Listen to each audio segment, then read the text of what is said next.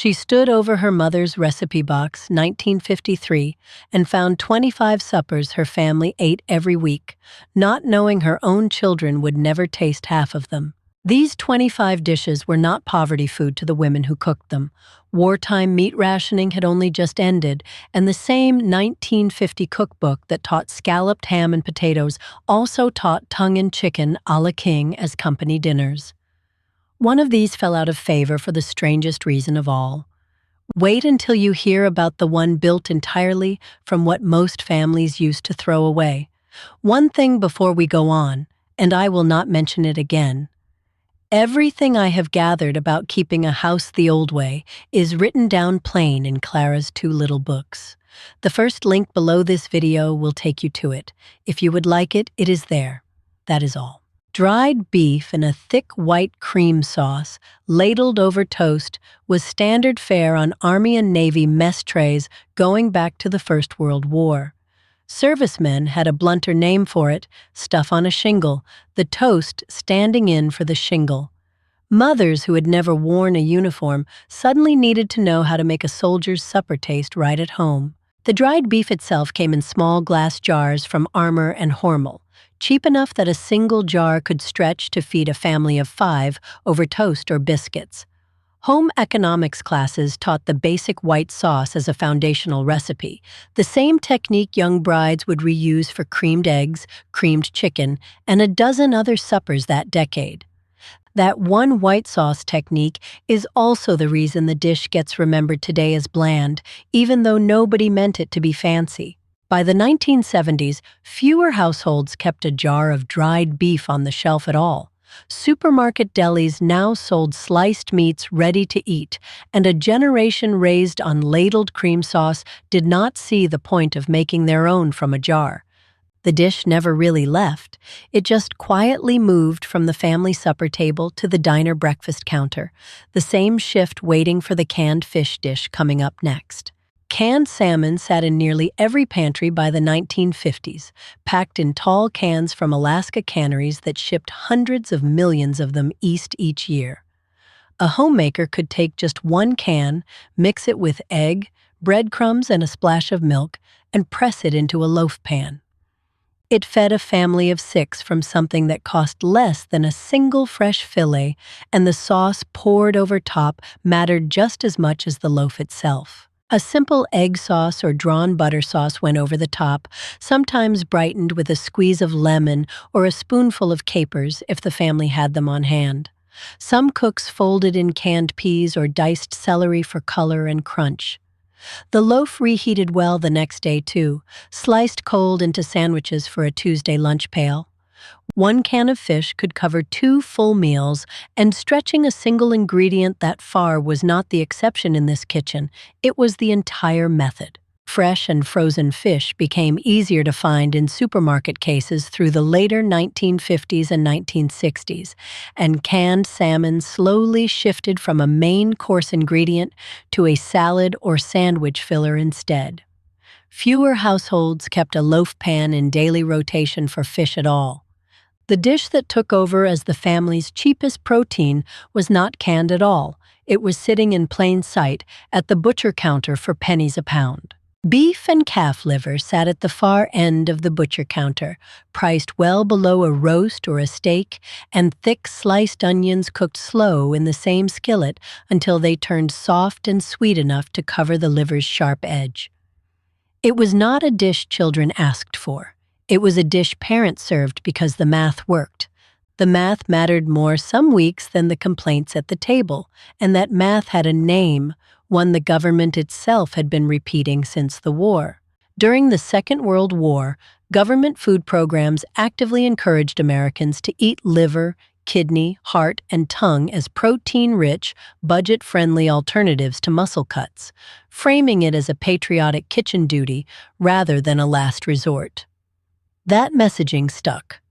Home economics teachers kept repeating it well into the 1950s, long after rationing books had been put away in a drawer, and one generation believed it completely while the next one refused to. Children who grew up being told to clean their plate of liver and onions largely refused to cook it for their own families once they had kitchens of their own in the 1970s and 1980s. It became shorthand in sitcoms and stand-up routines for the food nobody wanted, a punchline instead of a Tuesday supper. Somewhere in that same stretch of years, another dish once considered elegant enough for company was already headed the same direction, and its fall would be far more surprising. A sharp cheddar sauce, thickened with mustard and beer, poured hot over toast, had been British pub fare since the 1700s. American women's magazines dressed it up in the 1940s and 1950s as a fashionable light supper served after a bridge club meeting rather than after a long day of farm work. Some cooks swapped the beer for evaporated milk so the dish could be served to children too, which is exactly the kind of quiet substitution running through half the recipes on this list. As casual entertaining shifted toward cocktail snacks and, later, takeout in the 1960s, a hot cheese sauce eaten with a fork and knife started to feel like too much fuss for a Tuesday and too plain for a real party. The dish never had a dramatic ending. It simply stopped being anyone's first choice. Not every dish on this list faded quietly, and the next one built its whole reputation on being fast rather than fancy. Diced chicken folded into a cream sauce with mushrooms and strips of pimento ladled over toast points or rice started out as an elegant dish served in fine hotel dining rooms around the turn of the century. By the 1950s, canned chicken, canned mushrooms, and a jar of pimento put the same dish within reach of any weeknight kitchen. Church supper cookbooks across the country printed nearly identical versions of it, often as the featured recipe for a fundraising dinner, and one particular ingredient made that shortcut possible for almost every dish on this list. Campbell's Soup Company introduced cream of mushroom soup in 1934, and by the 1950s printed recipe cards using it as a one-can sauce base for casseroles. Chicken a la king was among the earliest to lean on it. A dish once needing careful sauce making by hand, now finished in a skillet in 15 minutes. That speed changed what a weeknight supper was allowed to look like, and it is the same reason the aspic still ahead on this list could be prepared the night before and simply pulled from the icebox. Because it could be dressed up in a pastry shell for company or served plain over toast on an ordinary night, chicken a la king held on longer in home kitchens than some of the dishes on this list. It finally lost ground in the 1970s to rotisserie chicken and fast casserole mixes that needed even less work. What replaced that cream sauce era was not another chicken dish, it was a completely different way of tenderizing cheap beef. Round steak, one of the toughest cheap cuts at the butcher counter, got pounded with flour using a technique called Swissing, a motion that has nothing to do with Switzerland, braised slow with tomatoes and onions for a couple of hours. The tough cut turned fork tender by supper time. It let a family buy the cheapest beef in the case and still put something that tasted like a special occasion on the table. And that trick of turning cheap into special ran through nearly every meat dish on this list. The long braise did double duty, breaking down the tough connective tissue while filling the house with the smell of simmering tomatoes, part of the appeal to many women of the era. A pot left on the back burner meant a homemaker could get the wash done or visit a neighbor without hovering over the stove. Not every dish on this list bought back that kind of time, and the next one asked for exactly the opposite, a mold that had to sit untouched in the icebox for hours. By the 1960s, refrigerated trucking and grocery demand pushed butchers toward pre-cut, quick-cooking options, and the long braise of Swiss steak started to feel old-fashioned next to a broiler steak that took 10 minutes. The dish is still cooked here and there today, mostly by people who learned it from a parent. What came next in the 1950s kitchen was not meat at all. It wobbled, and it depended entirely on something most homes had only just gotten. A savory tomato gelatin set in a ring mold with vegetables suspended inside and turned out onto lettuce only became realistic once refrigerators reached most American homes. Refrigerator ownership climbed from under half of households in 1940 to roughly 80% by 1950. The real reason molded salads exploded across the decade. Jell-O itself ran advertising specifically pushing the idea of gelatin as a savory salad, not just a dessert. And one particular version of that idea would end up defining the whole decade's reputation for strange food. Homemakers folded in shredded carrot, celery, cucumber, or hard-boiled egg before the gelatin set, arranging the pieces so they hung suspended when the mold was turned out onto a plate. The dish traveled well, too, wrapped and carried whole to a potluck or a church supper without wilting the way a green salad would in summer heat. It looked impressive for very little actual cooking, and that same trade, a showy result for a small amount of work, is what made the next gelatin dish on this list even more famous than this one. By the 1970s, tastes had shifted toward fresher, less processed food, and a savory gelatin mold started to look more like a novelty from a bygone era than an appetizing centerpiece. Modern viewers often laugh at old aspic photographs without knowing the refrigeration story behind why the dish existed at all. That same gelatin trend produced one more dish, even more recognizable today, that turned a 1905 recipe contest entry into the defining image of an entire decade of American cooking. Shredded cabbage, celery, and pimento suspended in a vinegar-sweetened gelatin, this dish was first published in a Jell-O-sponsored recipe contest back in 1905, decades before most people picture it. It did not become a true mass-market fixture until the 1950s, once refrigerators were common enough for nearly every family to chill a mold overnight.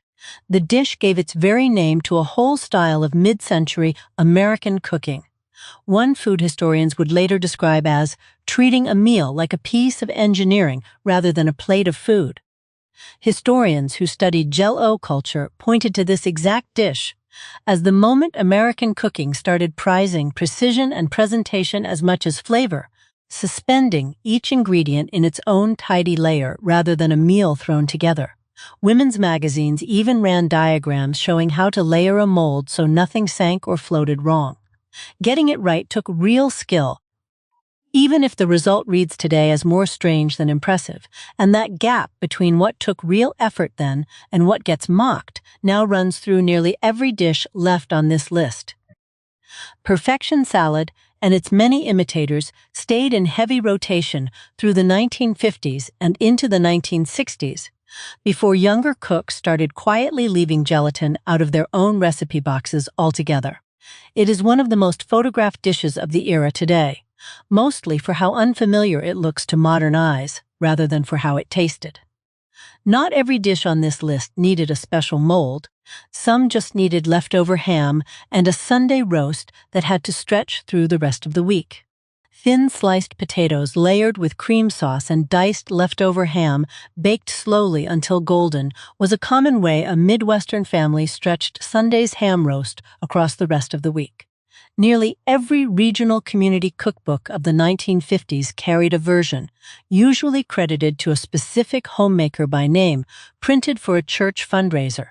It asked for almost nothing except what was already sitting in the icebox, and that habit of building a whole second meal out of Sunday's leftovers shaped the way an entire generation planned its week. Community cookbooks from this era rarely printed a recipe without a name attached to it. Something like one homemaker's scalloped ham and potatoes credited almost like a signature. "Did your family have a supper like this?" One stretched from Sunday's roast all the way through the rest of the week. I would like to hear about it in the comments. That naming habit meant a recipe carried a small piece of the woman who wrote it down, passed hand to hand at potlucks for years, long after anyone remembered her first name. Home economists of the era taught leftover cooking as a genuine skill, not an afterthought, with entire magazine columns devoted to turning one roast into 3 separate suppers before the week was out. Scalloped potatoes and ham held on in some households well into the 1970s and 1980s, longer than several dishes on this list, because it never depended on any single hard-to-find ingredient. The next dish leaned on leftovers too, but it came from Friday's dinner instead of Sunday's, and from a can rather than a roasting pan. Canned tuna folded into white cream sauce, sometimes with canned peas stirred in, ladled over toast or biscuits, became a Friday night fixture in Catholic households observing Meatless Friday, a rule that shaped several dishes on this list. The dish's odd name came from the loose, wobbly texture of the sauce, period kitchen slang that stuck. It took perhaps 15 minutes from can opener to table, which made it the fastest supper on this entire list, and speed like that would eventually be its own undoing. The very speed that made tuna wiggle a weeknight favorite is also what doomed it once truly instant convenience foods, and eventually the microwave arrived in the following decades. A dish that once felt like a shortcut started to feel like unnecessary effort compared to a boxed dinner that needed only water and a stovetop. It quietly faded from most kitchens by the 1980s, while a far simpler dish, built from little more than eggs and milk, had already been disappearing for years before that. Hard-boiled eggs, sliced or quartered, stirred into the same white sauce used for a dozen dishes on this list, served over toast, was about as inexpensive as a hot supper could get. Families leaned on it near the end of the week, when the icebox held little else, and payday had not yet arrived.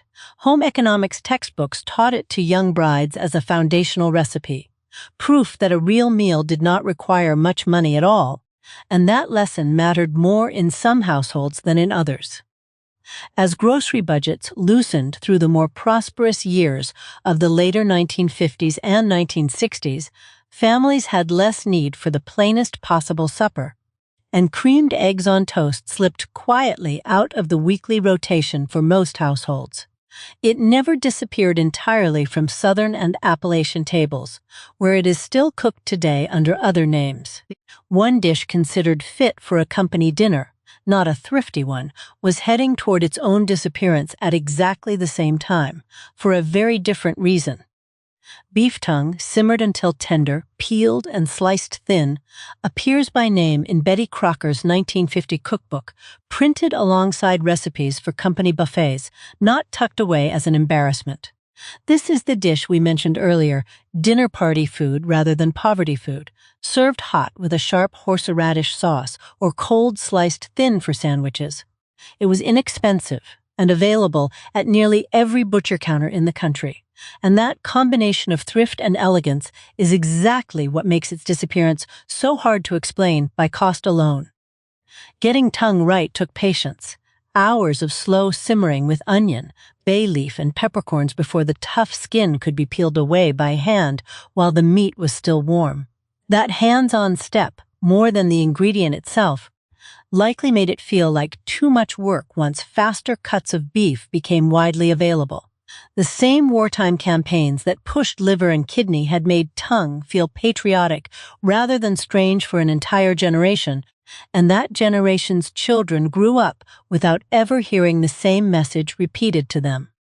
By the 1970s, supermarket meat cases had largely stopped stocking tongue for the average shopper, and it retreated to specialty butchers and delis, particularly those serving Jewish and Eastern European communities, where it remained a staple far longer than in the broader American mainstream. Most modern diners now find the idea of eating tongue unsettling, even though its taste is mild and beef-like once cooked. Not every organ meat on this list left as quietly, and one still to come makes an even harder case for a modern viewer. Hormel introduced Spam in 1937, and by the end of the 1950s, the company had sold roughly 1 billion cans of it, a sign of how deeply canned meat had worked into the American pantry through the war years. Spam loaf took it further, baked with breadcrumbs, egg, and a brown sugar or mustard glaze. It looked and sliced like a real meatloaf rather than something straight from a tin, which was exactly the point. Dressing up a wartime staple for a supper table that wanted to feel like it had moved on from rationing. The glaze mattered more than it might seem, because it signaled that a family had a little sugar to spare, a small visible marker of post-war comfort layered right on top of a wartime pantry staple. And remember, One dish still ahead on this list is built entirely from what most families used to throw away. We are getting closer to it. Spam loaf sat comfortably at potlucks and church suppers next to dishes built from far more expensive ingredients, and almost nobody thought twice about the difference. As fresh and frozen meat became cheaper and easier to store through the 1960s, canned meat slowly lost the modern, forward-looking image it had carried through the 1940s and 1950s, and dishes built around it started to read as old-fashioned rather than practical. Spam itself never disappeared from grocery shelves, but Spam loaf as a dressed-up supper centerpiece mostly did. The next dish on this list also depended on an organ meat, one with an even smaller following today than tongue or liver ever had. Beef or lamb kidneys soaked and trimmed to soften their strong flavor, braised slowly with onions in a dark gravy, carried over from English and Scottish immigrant kitchens into Northeast and Midwest cities. Families with those roots kept kidney stew alive well into the 1950s, often as a Sunday dish. It was part of the same wartime variety meats push that had already made tongue and liver acceptable at the family table. And like those two dishes, it depended entirely on a butcher willing to sell the part most customers walked past. The soaking step was not optional. Kidneys carry a strong mineral edge that needed milk or salted water and a change of soak before the meat mellowed for a family supper. Cooks who rushed the step ended up with a dish nobody wanted to finish, likely why the dish's reputation soured for anyone who tried a hurried version. Done properly, it earned real loyalty in the households that kept making it. And one of those households belonged to a family whose story with this dish did not end quietly. Kidney stew never spread much beyond the specific immigrant communities that brought it. And as those neighborhoods assimilated and dispersed through the later 20th century, the dish mostly stayed a memory tied to one particular grandmother rather than a broader American habit. It remains one of the least cooked dishes on this entire list today. The next dish also came from the sea, tied to religious observance just as tightly as the tuna dish earlier in this list had been. Salt cod, soaked to draw out its heavy salt, shredded and mixed with mashed potato, formed into patties and pan-fried until crisp, traced its American roots back to the colonial-era saltfish trade in New England centuries before the 1950s. Its shelf stability without refrigeration had kept it a practical pantry staple long after most preserved fish had disappeared.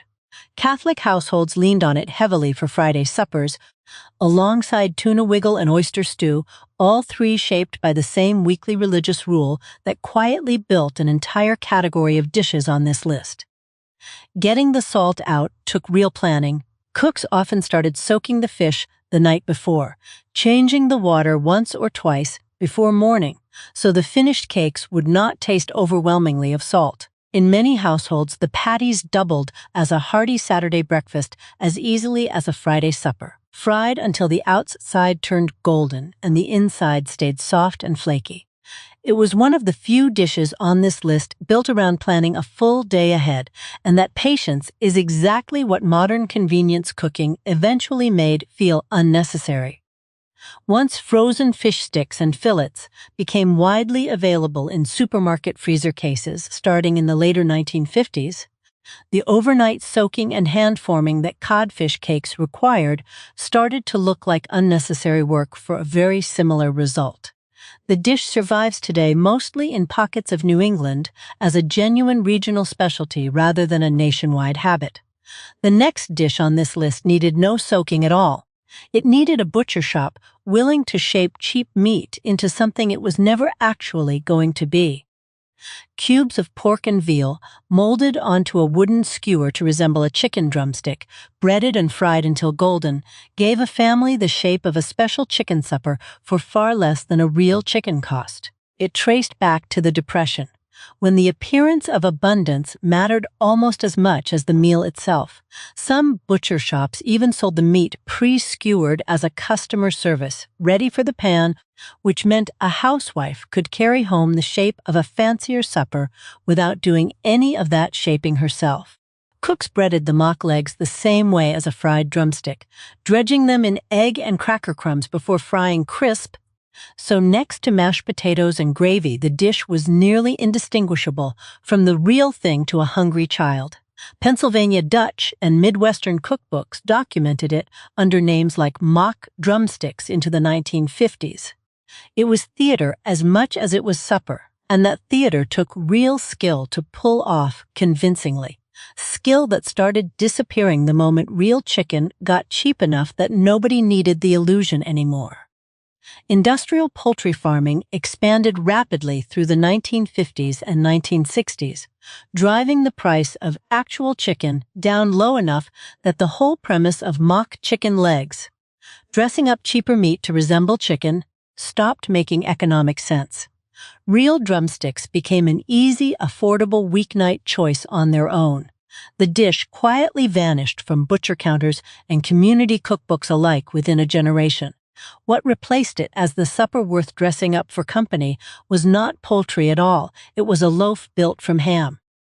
Ground ham mixed with pork, bound with egg and cracker crumbs, baked into a loaf and glazed with a sweet, sharp mustard sauce, became a Pennsylvania Dutch standard because it traveled and kept so well. Church ladies made it ahead for funeral luncheons, built for gatherings where the cook could not be in the kitchen at the last minute. It carried real comfort in a form sturdy enough for the hardest days, and that sturdiness is part of why it lingered in certain communities long after fancier dishes on this list had already disappeared.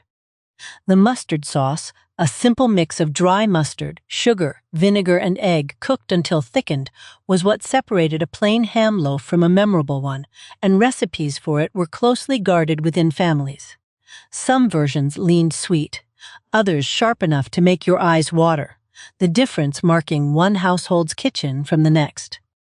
It was never written down quite the same way twice, the recipe passed by memory and taste rather than a fixed set of measurements, exactly the way most of the dishes on this list actually worked.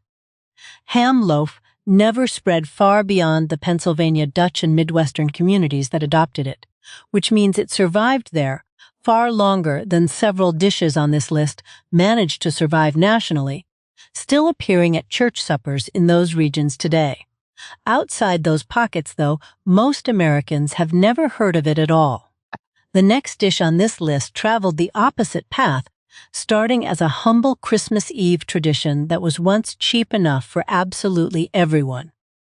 A simple stew of shucked oysters in milk or cream, finished with butter and paprika, was a traditional Christmas Eve supper in many American regions, tied to the Catholic vigil tradition of a meatless meal.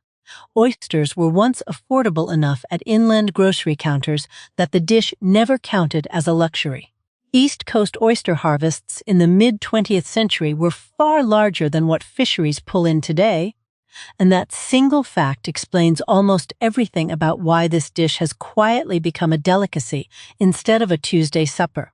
Oyster beds along the Chesapeake Bay and other East Coast waters produced such large harvests through the middle of the century that oysters showed up in inland grocery stores at prices ordinary families could afford without a second thought.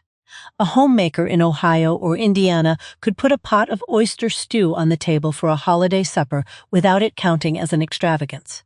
That abundance did not last, and the reasons touch on pollution, overharvesting, and disease subjects far beyond what any single supper dish can fully explain. By the later 20th century, declining oyster populations pushed prices up sharply enough that oyster stew shifted from an affordable holiday tradition into something closer to a delicacy. Served at fewer tables each year, even as the Christmas Eve custom itself survived in some families. It remains one of the clearest examples on this list of a dish that did not fade because tastes changed. It faded because the ingredient itself became scarce. The next dish disappeared for the opposite reason, not scarcity, but a bird that got too easy to find. Chicken braised slowly in a white sauce from the pan drippings, finished with a swirl of egg yolk and cream, came from an old French technique absorbed into American home cooking generations earlier. Farm families most often made it with a retired laying hen rather than a young fryer, too tough to roast but perfect for a long, slow braise. Nothing on the farm went to waste, including a hen past her working years, and that same instinct against waste is what built several of the dishes still left to cover on this list. The technique required real judgment, the egg yolk and cream tempered slowly into the hot sauce so it would not curdle, a step separating an experienced cook's fricassee from a beginner's grainy attempt. Farm women learned this by watching their mothers. Since a cookbook could describe the motion but not the feel, it was one of the more technically demanding dishes on this entire list, even though the ingredients themselves cost almost nothing. And that gap between skill required and money spent shows up again and again in this decade's cooking. As backyard chicken keeping declined through the mid-20th century, and Americans bought virtually all their poultry from a store instead, the specific need that chicken fricassee solved, tenderizing a tough old hen, mostly disappeared along with the hen herself. Store-bought young fryers cooked faster and needed none of the same technique. The dish survives today mostly in French-influenced restaurant cooking rather than home kitchens. What came next on this list asked for even less money than fricassee did, and it asked for a name that admitted exactly what it was. Ground beef mixed with cracker crumbs and evaporated milk, pressed into a loaf, chilled firm, sliced like a real steak, breaded and pan-fried, gave a family the shape, sizzle, and presentation of steak on a fraction of the price. The name was a period-honest admission of what the dish was. No dressed-up euphemism, no borrowed name to sound better. It showed up in nearly identical form across dozens of Midwestern community cookbooks through the 1950s, which tells you something about how many families were solving the exact same problem in the exact same way. Getting the texture right depended entirely on patience. The loaf needed real time in the icebox, often overnight, before it would hold together well enough to slice thin and fry without falling apart in the pan. Skip that step, and the dish fell to pieces at the first flip. Families who mastered the timing got something that held its shape at the table and let a father carve it with real ceremony, the same small performance of abundance running through more than one dish on this list. Rising post-war incomes through the 1950s and 1960s meant more families could simply afford actual steak on a more regular basis, and the whole premise of imitating one, rather than buying one, gradually stopped making sense to a younger generation of cooks. The dish faded first from restaurant menus, where it had occasionally appeared as a value option, and then from home kitchens not long after. The next dish on this list came from Pennsylvania Dutch country too, and it made sure absolutely nothing from a hog went to waste. Pork scraps and trimmings, simmered with cornmeal and spices until thick, set into a loaf, sliced, and pan-fried until crisp, came from Pennsylvania German farm tradition dating to the colonial era. Families made it around the annual fall hog butchering, using every part of the animal rather than wasting it. By the 1950s, it had settled into a common breakfast-turned-supper dish across the mid-Atlantic, and the exact same butchering tradition that produced scrapple also produced the dish still to come on this list, the one built from what most families threw away. Farm families called it Butchering Day or Fresh Sausage Day, a single annual autumn event when a hog was processed at home and every useful part, including the trimmings that became scrapple, was turned into food the family could eat for weeks. Neighbors often helped each other in turn, moving from farm to farm. It was hard, cold-weather work that produced a full pantry to carry a family through winter, and one more dish from that same day still waits on this list, the coldest and least familiar one of all. Unlike many dishes on this list, scrapple never really disappeared. It stayed almost entirely regional, a common breakfast item across Pennsylvania, Delaware, and parts of Maryland and New Jersey, while unknown elsewhere. Grocery stores in that region still stock it in the refrigerated meat case year-round. Its survival says something the fading dishes on this list do not, that a food only needs one loyal region to keep going, not the whole country. which makes the next dish's near total disappearance even harder to explain. Here it is, the dish we mentioned earlier, built entirely from what most families use to throw away: meat from a hog's head, and sometimes its feet, simmered until the tissue released its own gelatin, then set with the meat suspended in that jellied stock, a no-waste dish across German, Polish, and Southern farm communities. It came from the very same autumn butchering day that produced scrapple, using the one part of the animal easiest to overlook entirely, and turning it into a dish some families served proudly at their own supper table. Served cold, sliced thin with vinegar or mustard, head cheese worked as a sandwich filling or cold supper meat on hot days when a family did not want to run the oven. It required no refrigeration beyond a cool cellar, since the gelatin itself acted as a natural preservative. German and Polish immigrant communities kept the tradition alive in American cities well into the mid-20th century, passing it down at home rather than from any cookbook, a kind of knowledge that does not survive once nobody is left to teach it firsthand.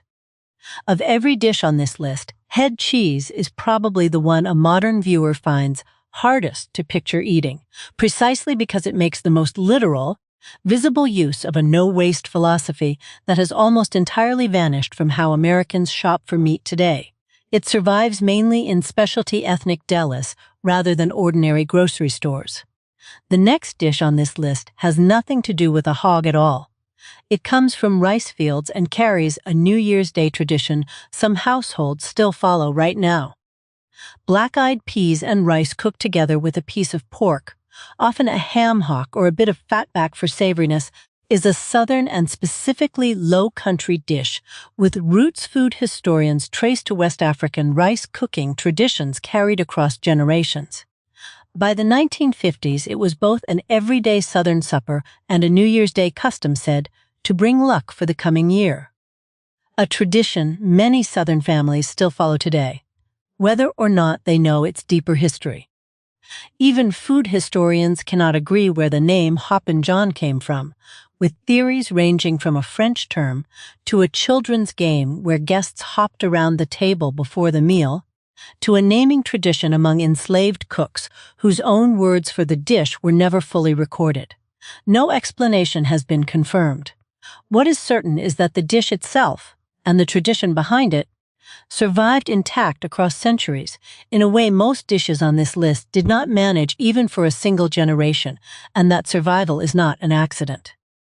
Unlike nearly every other dish on this list, Hoppin' John is still widely cooked across the American South today, not as a nostalgic novelty, but as a living tradition passed down at family tables every New Year's Day. That continuity says something important about which dishes survive and which ones do not. The ones tied to a specific repeated ritual seem to outlast the ones that were simply weeknight habit. The next dish on this list depended on that exact same seasonal rhythm, but it needed a garden instead of a New Year's table. Lima beans and corn cooked together, sometimes with a bit of salt pork or bacon stirred in for savoriness, made a full supper plate rather than the small side dish most people picture today. The name and the technique itself trace directly to Narragansett and other northeastern indigenous cooking traditions, adopted by colonial settlers and carried forward for centuries afterward. By the 1950s, it was a common late summer supper, built entirely around whatever a family's own garden was producing that particular week, a kind of cooking almost nobody's weekly routine still allows for today. As suburban life expanded through the 1950s and 1960s and fewer families kept a working backyard garden of their own, a supper built entirely around what happened to be ripe that week became harder to replicate on any predictable schedule. Frozen and canned lima beans and corn kept the ingredients available year-round, but the seasonal rhythm that once shaped the whole dish quietly disappeared along with the gardens themselves. The very last dish on this list also depended on a season, but it needed a hot summer evening rather than a harvest. Cooked veal, sometimes combined with pork, set in its own gelatin-rich stock and chilled into a loaf, sliced cold at the table, answered a common summer problem: What to serve when nobody wanted to heat up the kitchen. Unlike head cheese, it used trimmed veal meat rather than the head itself, feeling more like company food than butchering day food. Community and church cookbooks of the era filed it specifically under summer suppers or picnic dishes meant to travel well to a lawn party or a lakeside gathering without spoiling in the heat. As air conditioning spread through American homes in the 1960s and 1970s, the specific problem jellied veal loaf solved. Keeping the kitchen cool on a summer night simply stopped being a problem at all, and a whole category of cold gelatin-based summer suppers faded along with the need for them. It is, fittingly, one of the least remembered dishes on this entire list today. Putting all 25 of them side by side finally makes clear what all this stretching, dressing up, and no-waste cooking was really about. None of these 25 suppers were really about being poor, or being simple, or lacking imagination, even the ones built from what got trimmed away at butchering time. Each one solved a real problem with real skill: a tight budget, a hot night, a religious fast day, a hen too old to roast, using whatever was actually on hand that week. Your grandmother knew something they stopped teaching: how to look at a kitchen with almost nothing extra in it, and still put something worth gathering around on the table. If one of these 25 brought back a smell, a kitchen, or a person you had not thought about in years, that is exactly why this channel exists, to keep those suppers from disappearing completely. Subscribe if you want more of all the forgotten family recipes brought back one at a time, the kind nobody wrote down because everybody's mother already knew them by heart. The kitchen remembers, even when we forget, and there is always one more recipe box worth opening.